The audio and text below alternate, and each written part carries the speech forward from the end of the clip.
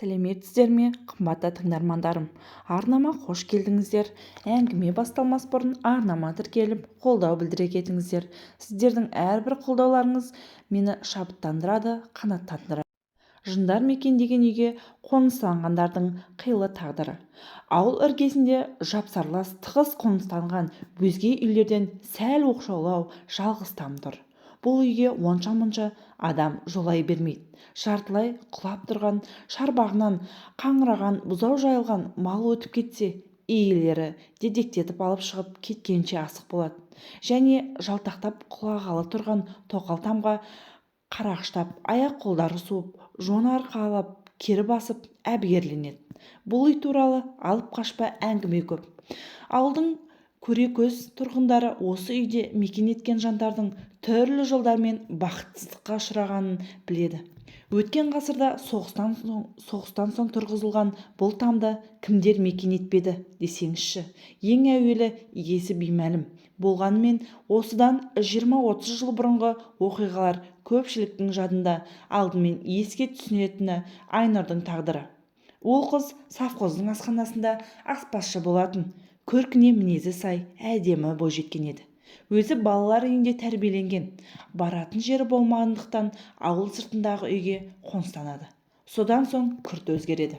Өз-өзімен күбірлесіп сөйлесетінді, одағайланып бөлек жүретін шығады. Бір күні жұмысқа уақытылы шықпаған соң, оны қызметтестері үйінен өліп жатқан жерінен тапты. Өз-өзіне қол салған дейді. Тек білетіндері. Содан бері бұл үйде халық кейде Айнұрдың үйі деп атады. Одан кейін мұнда қоныстанған тағы бір отбасы қаперінде қайғы жұтты. Төрде үлілі тұрған аңшы мылтығымен ойнап отқан жас өспірім жеткіншек кішкентай қарындасының қақ маңдайынан атып өлтіріп алды. Содан соң олар белгісіз бақытқа көшіп кетті. Осыдан кейін бұл үй 10 шақты жыл бос тұрды. Күндердің күнде оны ерлі-зайыпты екеуі киізбен мекен ете бастады.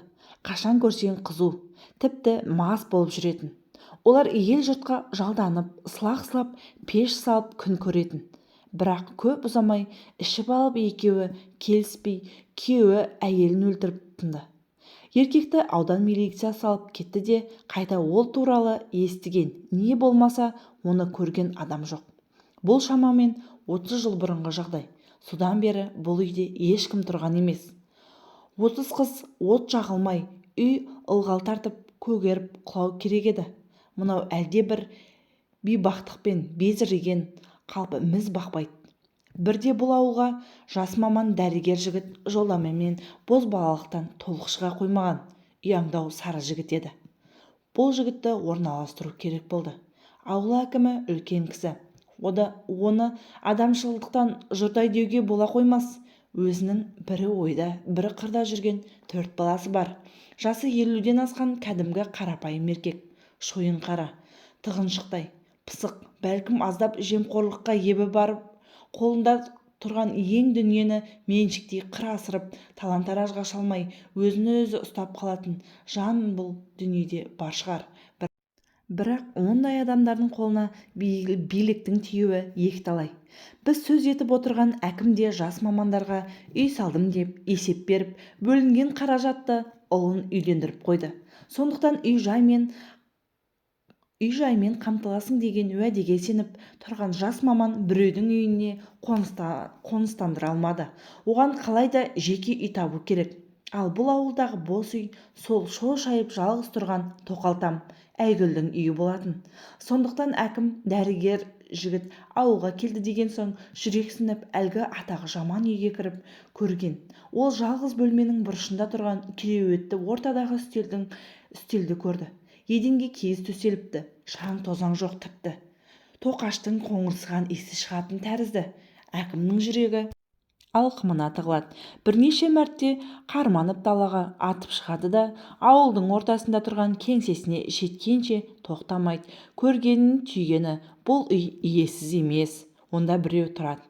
Бірақ ол адам емес. Адам болса, әкім білер еді. Әкім адамдардың барлығын біледі. Осылай сандырақ ойлар тасқынына ие бола алмаған ол діріл қаққан саусағын икемге әрең көндіріп, үстелінің астында коньякты шығарып бөтелкенің аузына қылқылдатып жұтады. Бұл үйдің тегін емес екенін, бұрын тіпті қауіп екенін ұққан соң әкім енді өрімдей жас дәрігерді онда қоныстандыру орайынан қайту керек емес пе еді? Бірақ кейде адамдар еш мағынасыз ойдың салдарынан аса өкініш болатынын біле тұра қатыгездікке барады. Біздің әкім де осы жолды таңдады. Ол ауылға келген дәрігер жігітті тоқал тамға апарып, мынау жас мамандарға арналған үй, осында орналаса бер дейді де бұрыла сала жөніне кетеді. Негізі ол үстел астындағы коньякқа асыққан, ал жігіт болса алаңсыз үйге енеді. Тіпті жаңа қонысты ұнатады. Оны мазасыздандырған басқа мәселе еді. Алдымен ауылдық медициналық бөлімшеге ауылдың тұрғындары бас сұқпайтынын таң қалдырады. Олар 60 шақырым жердегі аудан орталығына 2-3 шақырым қашықтықта облыс орталығына баруға дайын. Бірақ ауылдың өзінде медпунктің маңынан жүрмейді. Ең болмаса бірлі-жарымы адам келіп, оның білімсіздігіне көз жеткізгеннен кейін теріс айналса түсінер еді. Күнде таңертең сағат 9:00-де жұмысында отырады. Бірден 2-ге дейін үзіліс. Үйге келіп жақын өзіне көрші тұратын, жүзі сынық, ескіше киінетін бойжеткен әзірлеп берген ас пен ауқаттанып жұмыс орнына қайта кетеді. Кешкі 6-ға дейін, содан соң сол Айнұр ерлі-зайыпты 7-8 жасар шамасындағы қыз бала мекендейтін үйіне қайта оралады. Бір-біріне ұқсас күндер жылжып өткен сайын ауыл адамдары елеске сағымға айнала бастайды. Бұл өнімсіз тірліктен шаршаған ол күндердің бір күні жаңа таныстары, көршілері тәрізді үйден шығуды қойды.